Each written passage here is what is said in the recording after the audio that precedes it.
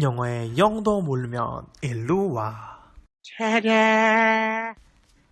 제가 한참 시험 공부를 위해서 오픽노제님 영상을 오래된 순으로 정렬해 놓고 라이브 방송을 제외하고는 거의 다 시청을 했었거든요. 다 보는데 꽤 많은 시간이 걸리더라고요. 근데 이제 보면서 필기하고 공부하다 보니까 점수를 얻기 위해서 많은 영상에서 말했던 내용들이 일맥상통하더라고요. 엑기스라고도 할 수 있죠. 이들을 한번 정리해 보았습니다. 먼저 오픽노제님 땡큐. 먼저 규칙 6가지입니다. 첫 번째, 에바에게 질문하지 않기입니다. 답변 중간에 에바야 뭐뭐 해봤어? 이렇게 물어봐도 답변이 돌아오지 않기 때문에 대화가 어색하게 흘러가겠죠. 두 번째로는 시험 보기 위해 급하게 외웠던 편하지 않은 단어는 사용하지 않는 것입니다. 편한 단어로만 문장을 길게 구성해도 충분합니다. 세 번째는 한 문장에 같은 단어 반복하지 않기입니다. 네 번째는 and를 쓰지 않고 두 문장으로 나눠서 말하는 것입니다. 답변이 훨씬 길어지겠죠? 그런데 it is comfy, cozy 이런 식으로 나누지 않고도 한 문장에 비슷한 느낌을 주는 단어를 동시에 넣는 것도 괜찮다고 말해주셨어요. 다섯 번째는 영상에서 가장 많이 다루었던 메인 포인트죠. 말하고자 하는 메인 포인트에 대해서만 계속해서 주구장창 이야기하는 것입니다. 마지막으로 솔직한 내용은 중간에 말하기입니다. 항상 시작은 메인 포인트로 시작해서 이야기하다가 중간에 솔직히 나는 이러한 경험이 없긴 해 라는 식으로 이런 솔직한 답변을 중간에 말하는 것입니다. 즉 질문의 답변을 솔직히 나는 이러한 경험이 없어 라고 말하면서 시작하지 않기가 마지막 규칙입니다. 그리고 다음으로 고득점을 얻기 위한 조건들입니다.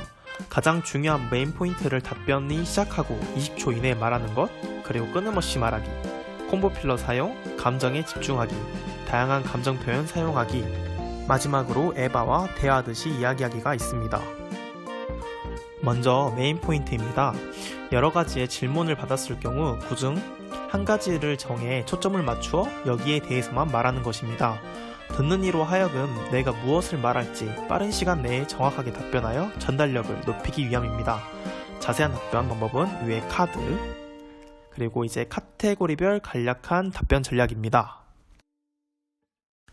카테고리를 크게 5가지로 나눌 수 있는데 설명 문제에서는 어떤 점을 말하고 싶은지 메인 포인트로 시작하여 그 이유에 대한 감정을 계속해서 설명해 주는 것입니다.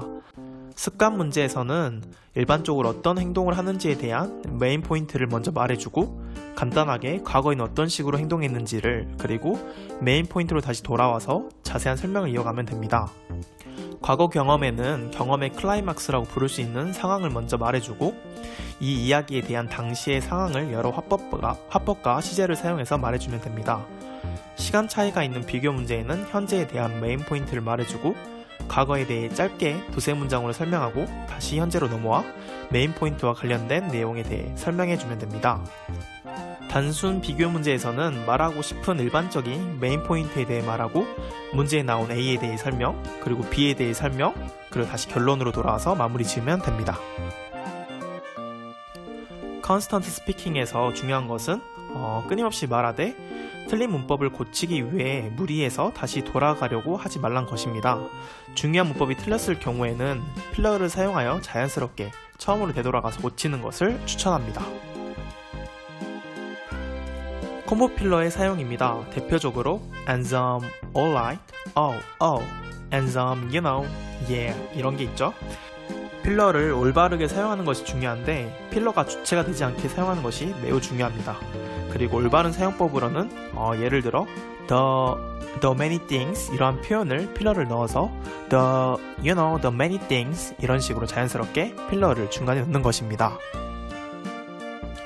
대부분의 답변에서 감정은 꼭 들어가는 항목이고 감정에 대해서 다양하게 표현하는 것을 엄청 많이 강조해요. 일반적인 문장들의 나열이 아니라 좀 더 답변을 다채롭고 흥미롭게 만들어줘요. 같은 감정이라 할지라도 다양한 표현들을 익혀서 이런 감정들을 풍부하게 표현하는 것이 매우 중요해요. 마지막으로 에바와 대화하듯이 답변하는 거예요. 진짜로 대화를 시도하면 사고로 이어질 수 있으니 주의하세요. 여기서 말하는 대화란 바로 you라는 표현을 쓰는 거예요. 예를 들어 You know what? I have to tell you. I gotta tell you. I'm sure you have heard. 같은 문장들이 있죠. 카테고리별 예문 같은 경우는 영상이 너무 길어질 수 있어서 따로 넣지 않겠습니다.